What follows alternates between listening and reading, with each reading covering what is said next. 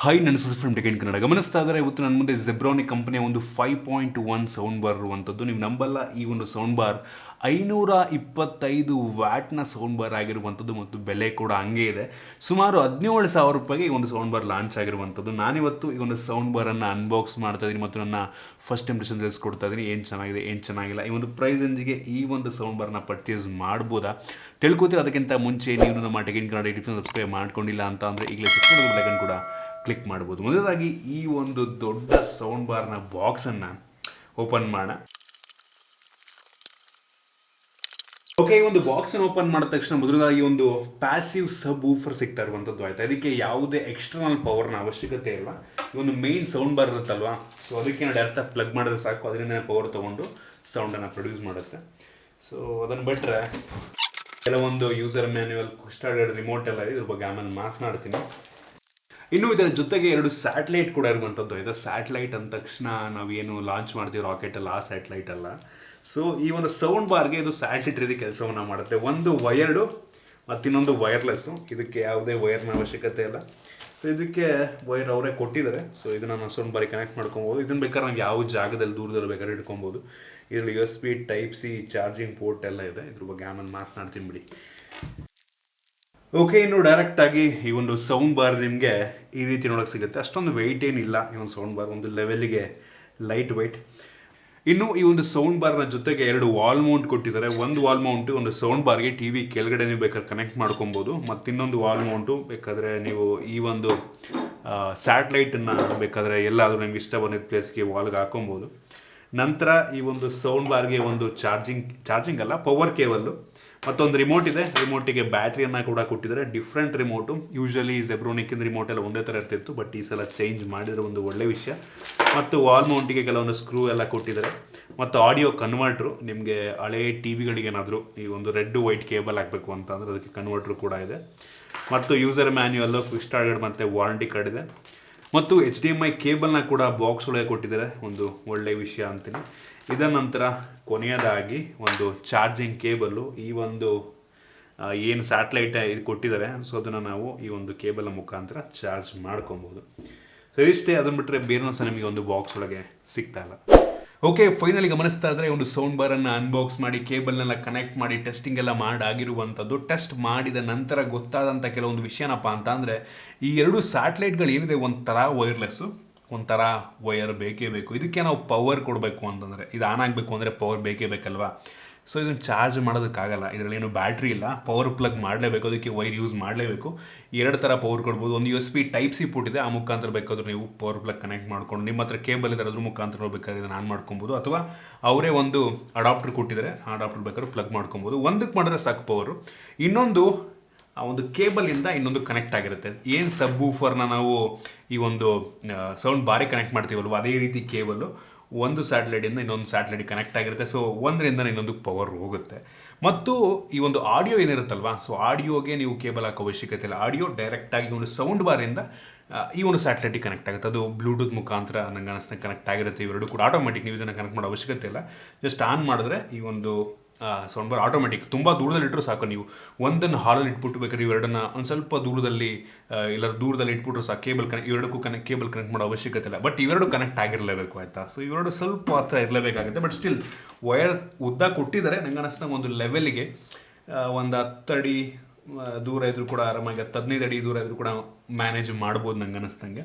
ಮತ್ತು ಆಗಲಿದಂಗೆ ಈ ಒಂದು ಸಬ್ ಊಫರ್ ಪ್ಯಾಸಿವ್ ಸಬ್ ಊಫರು, ಇದಕ್ಕೆ ಎಕ್ಸ್ಟರ್ನಲ್ ಪವರ್ ಅವಶ್ಯಕತೆ ಇಲ್ಲ. ಡೈರೆಕ್ಟಾಗಿ ಈ ಒಂದು ಸೌಂಡ್ ಬಾರಿಂದ ಪವರ್ ಕೊಡ್ಬೋದು.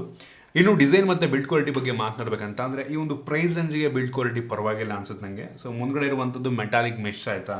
ಸೊ ಹಿಂದ್ಗಡೆ ಪ್ಲಾಸ್ಟಿಕ್ ಬಾಡಿ, ಎಲ್ಲ ಆಲ್ಮೋಸ್ಟ್ ಪ್ಲಾಸ್ಟಿಕ್ ಬಿಲ್ಡನ್ನೇ.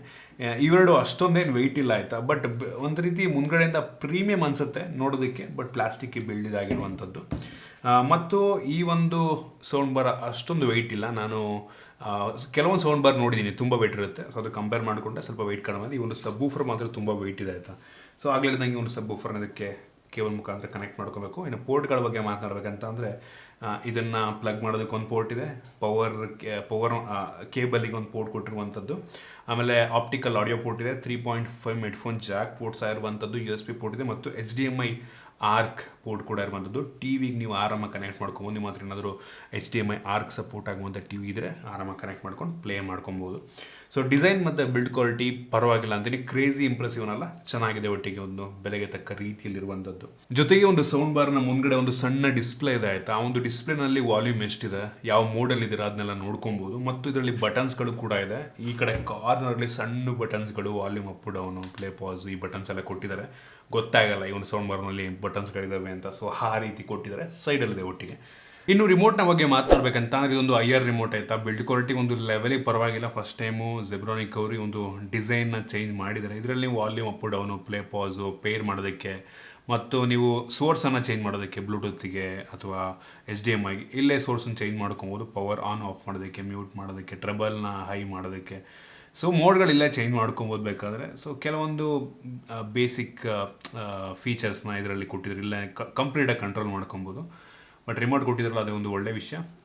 ರೆಸ್ಪಾನ್ಸಿವ್ ಆಗಿದೆ ಏರ್ ರಿಮೋಟು. ಮತ್ತು ಇನ್ನೊಂದು ವಿಷಯ ಏನಪ್ಪ ಅಂತಂದರೆ ಈ ಒಂದು ರಿಮೋಟಲ್ಲಿ ನಾನು ವಾಲ್ಯೂಮ್ ಅಪ್ ಡೌನ್ ಮಾಡಿದಾಗೆಲ್ಲ ಈ ಒಂದು ನನ್ನ ಲೈಟ್ ಏನಿದೆ ಅದು ಆನ್ ಆಫ್ ಆಗ್ತಾಯಿತ್ತು. So same mostly signal same ಇರುತ್ತೆ ಅಂತ ಅನ್ಕೋತೀನಿ. ಅದರಿಂದ ಸೊ ಇಲ್ಲಿ ವಾಲ್ಯೂಮ್ ಅಪ್ ಮಾಡಿದ್ರೆ ನಂದು ಲೈಟ್ ಆಫ್ ಆಗ್ತಾಯಿತ್ತು. ಇನ್ನು ಈ ಒಂದು ಸೌಂಡ್ ಬಾರ್ನ ಬೇಸಿಕ್ ಸ್ಪೆಸಿಫಿಕೇಶನ್ ಬಗ್ಗೆ ಮಾತನಾಡಬೇಕಂತ ಅಂದರೆ ಈ ಒಂದು ಸೌಂಡ್ ಬಾರು, ಸಬೂಫರು ಮತ್ತು ಈ ಒಂದು ಸ್ಯಾಟಲೈಟನ್ನು ಸೇರಿಸ್ಕೊಂಡು ಓವರಾಲ್ ಈ ಒಂದು ಸೌಂಡ್ ಬಾರ್ 525 ವ್ಯಾಟ್ನ ಸೌಂಡನ್ನು ಪ್ರೊಡ್ಯೂಸ್ ಮಾಡುತ್ತೆ.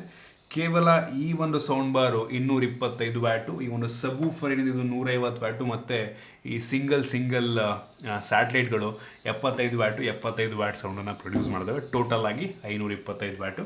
ಮತ್ತು ಈ ಒಂದು ಸೌಂಡ್ ಬಾರಲ್ಲಿ ಬ್ಲೂಟೂತ್ ಕೂಡ ಇರುವಂಥದ್ದು, ಬ್ಲೂಟೂತ್ 5.0. ಸೊ ನೀವು ನಿಮ್ಮ ಫೋನ್ನ ಮುಖಾಂತರ ಕೂಡ ಈ ಒಂದು ಸೌಂಡ್ ಬಾರ್ನಲ್ಲಿ ಸಾಂಗನ್ನು ಪ್ಲೇ ಮಾಡ್ಬೋದು ಆರಾಮಾಗಿ. ಬ್ಲೂಟೂತ್ ನೀವು ಯಾವ ರೀತಿ ಒಂದು ಸಣ್ಣ ಸ್ಪೀಕರನ್ನು ಕನೆಕ್ಟ್ ಮಾಡ್ಕೋತೀರಲ್ವಾ, ಸೊ ಅದೇ ರೀತಿ ಬ್ಲೂಟೂತ್ ಮುಖಾಂತರ ಮೋಡ್ ಚೇಂಜ್ ಮಾಡಿಕೊಂಡು ನಿಮ್ಮ ಫೋನ್ನಲ್ಲಿ ಬ್ಲೂಟೂತ್ ಮುಖಾಂತರ ಕನೆಕ್ಟ್ ಮಾಡಿಕೊಂಡು ಸಾಂಗನ್ನು ಪ್ಲೇ ಮಾಡ್ಬೋದು. ಬಟ್ ನಾನು ಬ್ಲೂಟೂತ್ ಮುಖಾಂತರ ಸಾಂಗನ್ನು ಪ್ಲೇ ಮಾಡ್ದಂಗೆ ಕ್ಲಾರಿಟಿ ನಿಮ್ಗೆ ಅಷ್ಟೊಂದು ಬರೋದಿಲ್ಲ ಆಯಿತಾ. ನೀವು HDMI ಹಾಕ್ಕೊಂಡು ಪ್ಲೇ ಮಾಡೋದಕ್ಕೂ ಈ ಒಂದು ಬ್ಲೂಟೂತ್ ಮುಖಾಂತರ ಪ್ಲೇ ಮಾಡೋದಕ್ಕೂ ತುಂಬ ಡಿಫ್ರೆನ್ಸ್ ಇರುತ್ತೆ. ಸೊ ಬ್ಲೂಟೂತ್ ಮುಖಾಂತರ ನೀವು ಪ್ಲೇ ಮಾಡಿ ಕ್ಲಾರಿಟಿ ಅಂತ ತಿಳ್ಕೊಳ್ಳೋದಕ್ಕೆ ಆಗೋದಿಲ್ಲ. ಸೊ HDMI ಆರ್ಕ್ ಮುಖಾಂತರ ಟಿವಿಗೆ ಕನೆಕ್ಟ್ ಮಾಡ್ಕೊಳ್ಳಿ. ಸೊ ಬೆಂಕಿ ಅದ್ರ ಬಗ್ಗೆ ನಾನು ಮಾತನಾಡ್ತೀನಿ ಬಿಡಿ ಆಯಿತಾ. ಸೊ ಬ್ಲೂಟೂತ್ ಮುಖಾಂತರ ಕನೆಕ್ಟ್ ಮಾಡ್ಕೊಬೋದು. ಆಗಲಿದಂಗೆ ಇದರಲ್ಲಿ ಹೆಡ್ಫೋನ್ ಜಾಕ್ ಕೂಡ ಇದೆ. ಸೊ ಆ ಮುಖಾಂತರ ಫೋನಿಗೆ ಕನೆಕ್ಟ್ ಮಾಡ್ತಿರೋ, ನಿಮ್ಮ PC ಕನೆಕ್ಟ್ ಮಾಡ್ತಿರೋ, ನಿಮ್ಮ ಇಷ್ಟ ಹೆಂಗೆ ಬಾರ್ ಕನೆಕ್ಟ್ ಮಾಡ್ಕೊಬೋದು. ಮತ್ತು ಆಗಲಿದಂಗೆ ಆಪ್ಟಿಕಲ್ ಪೋರ್ಟು ನಂಗೆ ಅನ್ಸಂಗೆ ಯಾರೋ ಆ ಒಂದು ಆಪ್ಟಿಕಲ್ ಪೋರ್ಟ್ ಯೂಸ್ ಮಾಡೋದಕ್ಕೆ ಹೋಗಲ್ಲ. ಹಳೆಯ ಡಿವೈಸ್ಗಳಲ್ಲಿ ಟಿವಿಗೆಲ್ಲ ಕನೆಕ್ಟ್ ಮಾಡ್ಬೋದಾಗಿತ್ತು, ಬಟ್ ಅದರ ಅವಶ್ಯಕತೆ ಇಲ್ಲ ಅಂತ ಅನ್ಕೋತೀನಿ. ಮತ್ತು ಇದಕ್ಕೆ ಪೆನ್ಡ್ರೈವ್ ಬೇಕಾದ್ರೂ ಚುಚ್ಚಿ ನೀವು ಸಾಂಗ್ಗಳನ್ನು ಪ್ಲೇ ಮಾಡ್ಬೋದು. ಅಪ್ ಟು 32 GB ತನಕ ಈ ಒಂದು ಸೌಂಡ್ ಬಾರ್ ಪೆನ್ಡ್ರೈವನ್ನು ಸಪೋರ್ಟ್ ಮಾಡುತ್ತೆ. ಇನ್ನು ಡೈರೆಕ್ಟಾಗಿ ಕ್ಲಾರಿಟಿ ಬಗ್ಗೆ ಮಾತನಾಡಬೇಕಂತ ಅಂದರೆ ಈ ಒಂದು ಸೌಂಡ್ ಬಾರ್ ಏನಿದೆ 5.1 ಚಾನಲ್ನ ಸಪೋರ್ಟ್ ಮಾಡುತ್ತೆ. ಸೊ 5.1 ಸ್ಪೀಕರು ಕ್ರೇಜಿ ವಿಷಯ ಅಂತೀನಿ. ಇದು ಡಾಲ್ಬಿ ಆಡಿಯೋ ಸಪೋರ್ಟ್ ಮಾಡಿದೆ, ಡಾಲ್ಬಿ ಅಟ್ಮೋಸ್ ಅಲ್ಲ. ಡಾಲ್ಬಿ ಅಟ್ಮೋಸ್ ಬೇರೆ, ಡಾಲ್ಬಿ ಆಡಿಯೋ ಬೇರೆ. ಸೊ ಡಾಲ್ಬಿ ಆಡಿಯೋವನ್ನೇ ಸಪೋರ್ಟ್ ಮಾಡೋದೆ, ಕನ್ಫ್ಯೂಸ್ ಆಗಬೇಡಿ.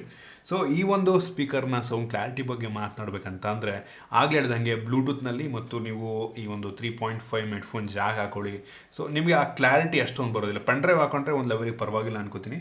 ಬಟ್ ನಿಮಗೆ ಬ್ಲೂಟೂತ್ನಲ್ಲಿ ಮತ್ತು ಹೆಡ್ಫೋನ್ ಜಾಕಲ್ಲಿ ಈ ಒಂದು ಸಾಂಗ್ನ ಪ್ಲೇ ಮಾಡ್ತಾಯಿದ್ರೆ ಅಥವಾ ಏನೋ ಒಂದು ಪ್ಲೇ ಮಾಡ್ತಾಯಿದ್ರೆ ಅಂದರೆ ನಿಮಗೆ ಕ್ಲಾರಿಟಿ ಅಷ್ಟೊಂದು ಬರೋದಿಲ್ಲ. ಓಕೆ ಪರವಾಗಿಲ್ಲ, ಚೆನ್ನಾಗಿದೆ. ಬಟ್ ಆ ಒಂದು ಕ್ರಿಸ್ಪ್ ವಾಯ್ಸ್ ಆಗಿರ್ಬೋದು, ಆ ಸೌಂಡ್ ಕ್ಲಾರಿಟಿ ಬರೋದಿಲ್ಲ. ಅದೇ ನೀವು ಈ ಒಂದು ಸೌಂಡ್ ಬಾರ್ನ ಟಿವಿಗೆ ಕನೆಕ್ಟ್ ಮಾಡ್ಕೊಂಡ್ರೆ ಅಂದ್ಕೊಳ್ಳಿ, HDMI ಆರ್ಕ್ನ ಮುಖಾಂತರ ಲಿಟ್ರಲ್ ಕ್ಲಾರಿಟಿ ಬೆಂಕಿಯಾಗಿದೆ. ಬೆಲೆಗೆ ತಕ್ಕ ರೀತಿಯಲ್ಲಿರುವಂಥ ತುಂಬ ಹೆವಿ ಅಂದರೆ ಹೆವಿ ಜ್ವರ ಕೇಳುತ್ತೆ. 525 ವ್ಯಾಟ್ ಅಂದರೆ ಕೇಳಬೇಕಾ, ಕಿವಿ ಕಿತ್ಕೊಂಡು ಹಂಗೆ ಕೇಳುತ್ತೆ. ಮತ್ತು ಕ್ಲಾರಿಟಿ ಕೂಡ ತುಂಬ ಇಂಪ್ರೆಸಿವ್ ಆಗಿದೆ ಅಂತ ಅನ್ನಿಸ್ತು ಈ ಒಂದು ಪ್ರೈಸ್ ರೇಂಜಿಗೆ. ಹೌದು, ಈ ಒಂದು 5.1 ಚಾನಲ್ನ ಸಪೋರ್ಟ್ ಆಗುವಂಥ ಸ್ಪೀಕರ್ಗಳಿಂದ ಕಡಿಮೆ ಬೆಲೆಗೆ ಸಿಗ್ತವೆ ಆಯಿತಾ. ಬಟ್ ಇದು ಹೆವಿ ಅಂದರೆ 5.1 ಇದ್ರೂ ಕೂಡ ನಿಮಗೆ ಕೆಲವೊಂದು ಸ್ಪೀಕರ್ನಲ್ಲಿ ವಾಲ್ಯೂಮ್ ಅಷ್ಟೊಂದು ಬರೋದಿಲ್ಲ. ಇದರಲ್ಲಿ ಕಿತ್ಕೊಂಡು ಕೇಳುತ್ತೆ ಆಯಿತಾ. ಹೆವಿ ಅಂದರೆ ಹೆವಿ ಜೋರಾಗಿ ಕೇಳುತ್ತೆ. ಸೊ ಅದೊಂದು ಇಂಪ್ರೆಸಿವ್ ಅಂತ ಅನ್ನಿಸ್ತು. ಅದೇ ಆಗಲಿದಂಗೆ ನೀವು HDMI ಮುಖಾಂತರ ಪ್ಲೇ ಮಾಡಿ, ನೀವು ಜಸ್ಟ್ ಬ್ಲೂಟೂತಲ್ಲಿ ಪ್ಲೇ ಮಾಡೋದಕ್ಕೆ ಅಥವಾ ಈ ಒಂದು 3.5 ಹೆಡ್ಫೋನ್ ಜಾಕ್ನ ಪ್ಲೇ ಮಾಡೋದಕ್ಕೆ ತೊಗೊಬೇಕು ಅಂದ್ಕೊಂಡಿದ್ದೀರಾ ಅಂದರೆ ನಂಗೆ ಅನ್ನಿಸ್ತಂಗೆ ತೊಗೊಳ್ಳೋ ಅವಶ್ಯಕತೆ ಇಲ್ಲ. ಮತ್ತು ಈ ಒಂದು ಸ್ಯಾಟಲೈಟ್ಗಳನ್ನು ಒಂದು ಸ್ವಲ್ಪ ದೂರ ಇದ್ರೂ ಕೂಡ ಆರಾಮಾಗಿ ಪ್ಲೇ ಆಗುತ್ತೆ. ಸೊ ಒಂದು ಒಳ್ಳೆ ವಿಷಯ ಅಂತಾನೆ ಆಯಿತಾ. ರೂಮಲ್ಲಿ 2 ಕಾರ್ನರಿಗೆ ಇವೆರಡನ್ನು ಹಾಕ್ಬಿಟ್ಟು ಇದನ್ನು ಬೇಕಾದ್ರೆ TV ಮುಂದೆ ಇಡ್ಬೋದು. ಸೊ ಒಂದು ರೀತಿ ಸರೌಂಡಿಂಗ್ ಸೌಂಡ್ ಥರ ನಿಮಗೆ ತುಂಬ ಚೆನ್ನಾಗಿ ಕೇಳುತ್ತೆ ನಂಗೆ ಅನ್ನಿಸ್ತಂಗೆ. ನೋಡಿ, ನಿಮಗೇನಾದರೂ ಇಷ್ಟು ಬಡ್ಜೆಟ್ ಇದೆ ಅಂತ ಅಂದರೆ, ಇಷ್ಟು ಸ್ಪೆಂಡ್ ಮಾಡೋದಕ್ಕೆ ನೀವು ರೆಡಿ ಇದ್ದೀರಾ ಅಂತ ಅಂದರೆ ನಂಗೆ ಅನ್ನಿಸ್ತಂಗೆ ಬೇಕಾದರೆ ಇದನ್ನು ಒಂದು ಆಪ್ಷನ್ನ ಇಟ್ಕೊಬೋದು. ಬಟ್ ಪರ್ಸನಲಿ ನಾನಂತೂ ಇಷ್ಟೊಂದು ಬಡ್ಜೆಟ್ ಹಾಕ್ಬಿಟ್ಟು ತೊಗೊಳೋದಕ್ಕೆ ಯೋಚನೆ ಮಾಡೋದಕ್ಕೆ ಹೋಗಲ್ಲ. ಯೂಶ್ವಲಿ TVದೇ ಒಂದು ಸ್ವಲ್ಪ 10-15 ಸಾವಿರ ಬಡ್ಜೆಟ್ ಜಾಸ್ತಿ ಮಾಡ್ಕೊಂಬಿಟ್ಟು ಒಳ್ಳೆ ಸ್ಪೀಕರೇ ತೊಗೊಂಡ್ಬಿಡ್ತೀನಿ ಬೇಕಾದ್ರೆ. ಸೊ ಆ ರೀತಿ ನೋಡಿ ನಿಮ್ಮಿದು ಒಟ್ಟಿಗೆ ಚೆನ್ನಾಗಿದೆ, ಒಟ್ಟಿಗೆ ಬೆಲೆ ಸ್ವಲ್ಪ ಜಾಸ್ತಿ ಆಯಿತು. ಸೊ ಇದಿಷ್ಟು ಈ ಒಂದು ಸೌಂಡ್ ಬಾರ್ನ ಬಗ್ಗೆ. ನಿಮ್ಗೆ ಇದ್ರ ಬಗ್ಗೆ ಅನಿಸುತ್ತೆ ದಯವಿಟ್ಟು ಕೆಳಗಡೆ ಕಾಮೆಂಟಲ್ಲಿ ತಿಳಿಸ್ಬೋದು. ಇಷ್ಟ ಆದಬಿಟ್ಟು ಲೈಕ್ ಮಾಡಿ, ಶೇರ್ ಮಾಡಿದ ರೀತಿ ನಮ್ಮ ಬೇರೆ ಬೇರೆ ವೀಡಿಯೋಗಳನ್ನ ನಮ್ಮ tech in Kannada YouTube subscribe ಮಾಡ್ಕೊಂಡಿಲ್ಲ ಅಂದರೆ ಇಲ್ಲಿ ಸಬ್ಸ್ಕ್ರೈಬ್ ಮಾಡಿದ ಬೆಲೈಕನ್ ಕೂಡ ಕ್ಲಿಕ್ ಮಾಡ್ಬೋದು. ಸಿಗೋಣ ಮುಂದಿನ